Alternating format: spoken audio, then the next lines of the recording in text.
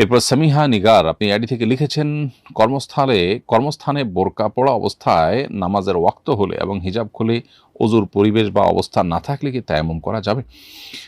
উত্তর হলো বোন, কর্মস্থলে হিজাব পরা অবস্থায় নামাজ যদি পড়তেই হয় তাহলে সেক্ষেত্রে আপনি নামাজ পড়তে পারবেন। তবে একান্তে কোনো জায়গায় যদি ওয়ালের দিকে ফিরে নামাজ পড়েন তাহলে মুখ খুলে নামাজ পড়বেন।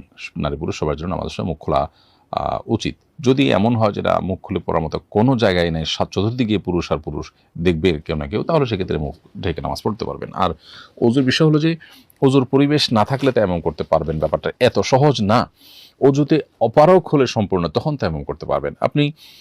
আপনি ওয়াশরুমে যেতে ওযু করতে পারবেন অ্যাটলিস্ট, সেখানে তো আপনার কেউ দেখবে না।